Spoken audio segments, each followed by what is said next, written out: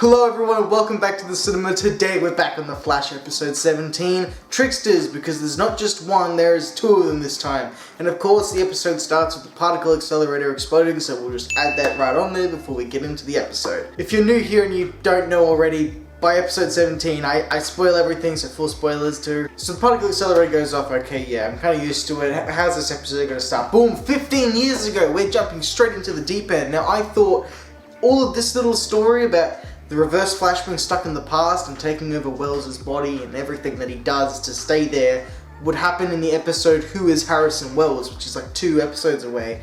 But no, it all happens here. That storyline's sprinkled throughout the whole episode, and I'll get to that in the chronological order of everything that happened in the episode. But we get a little snippet in the past before jumping to Barry and Joe already talking about Wells and their suspicions and how they're gonna nail this guy, and I love it. They're onto it, they're switched on. And Barry's ready to let's just get him, interrogate him, let's figure out what's going on, but Joe is like, no, he has been patient, alright? Whatever this is all about happened 15 years ago. Scary patient.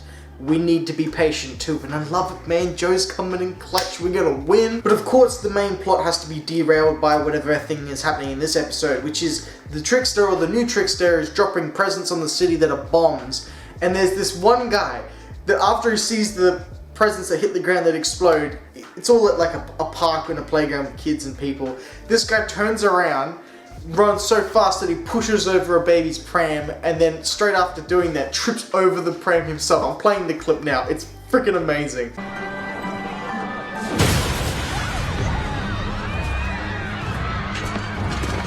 I busted my gut laughing, but then we get to see the Trickster streaming everything like he thinks he's Heath Ledger, but man is he cringy. This feels like some season 4 gimmicky shit, the way that his getup is, and it's just not faring well against some of the more serious villains we have had in the show. But thankfully, he's not our real villain. The OG Trickster is here.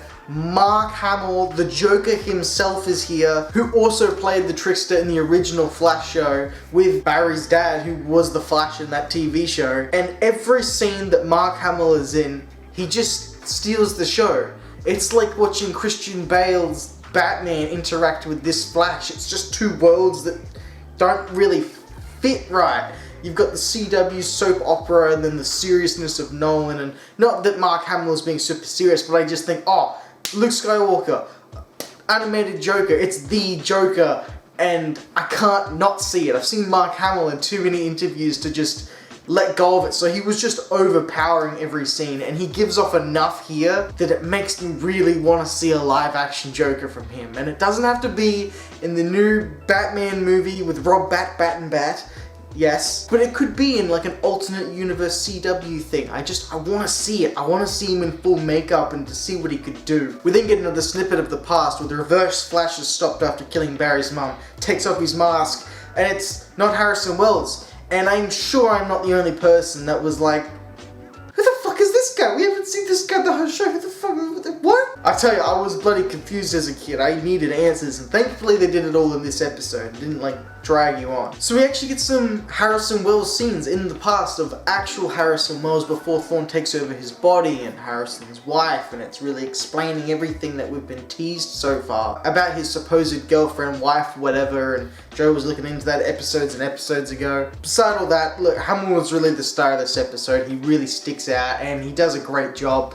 And he really makes you look at the villain that they have, like the Trickster's son. Actually, one more thing. Mark Hamill comes in clutch with the references, alright? He's dropping harder pop culture references than Deadpool or Cisco. The OG Trickster's been locked up for years, and eventually he breaks out and he talks about his magnum opus, his masterpiece, his Mona Lisa, his Breaking Bad Season 5. That's what he says. And I love it. But before you can even take in the Breaking Bad reference, he's grabbing his son like, I am your father. Like Star Wars, again, we see in the past some more stuff about Thorne, and he lays out these spike strips because he couldn't think of anything better to slice the tires on Harrison Wells' car. Now, when you see spike strips, it'll destroy the tires. You might spin maybe, otherwise you just kind of roll to a stop. It just fucks your tires.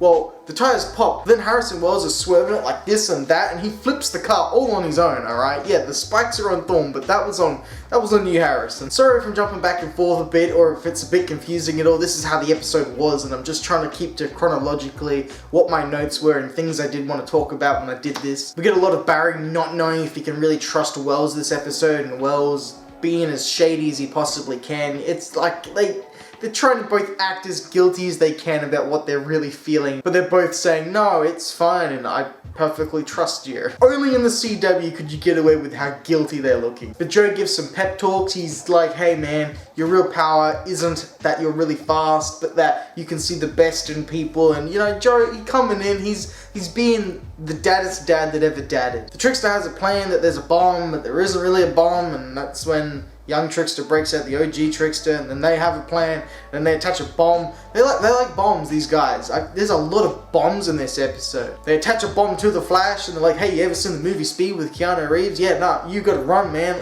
Go on to like 600 miles per hour, you dare. But the Flash is ridiculously fast. Anyway, look, the way that he gets rid of the bomb attached to him is by phasing through objects. This is the first time we see it, and I thought Barry goes through a building, not a truck.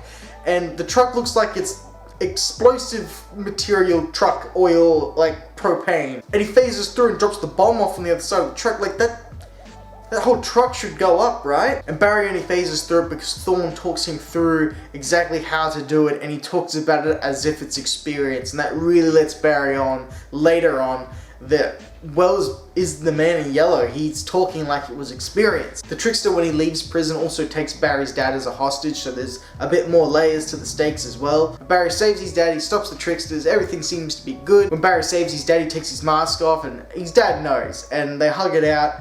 His dad gets to go to Star Labs to meet Cisco and Caitlin, and shakes Wells' hand, and is way too happy with Wells in particular before leaving because he has to go back to prison. We then get the scene of Thorn taking over Wells' body with their little like USB connector cable, and the CG is quite dodgy. It doesn't hold up great, but this is TV and it was 2014 or 15. It's gonna get a pass. Like the CG in the OG movie Spider-Man from 2002, it can be a bit wonky, but it's not enough to take away from how great that movie is. Otherwise, we then cut to CCPD, and Joe's got Thorn there. Chatty Thorn, not Ed Bard Thorn. And then the Flash shows up to reveal his identity to Chad Thorn, that Barry's the Flash, and they let Chatty in on the secret so that he can deter Iris away from the fact that her boss is probably dead, because that's a loose thread that's kind of sticking its thumb out at everyone. And so it ends with them kind of throwing Iris off the path of what's really happened to her boss, and Thorn and Joe and Barry are sitting there going,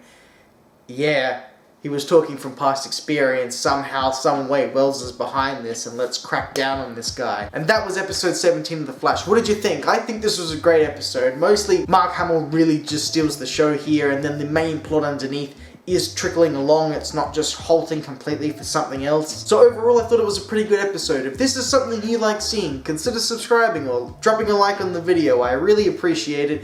And then you'll see more of me and how all this season is going to end and wrap up, which you probably already know. You just want to hear my thoughts on it. And I like going back and seeing it all. Anyway, look, if you've made it all the way through to the end of the video, you're a bloody legend. And hopefully I can see you next time when I talk more about The Flash.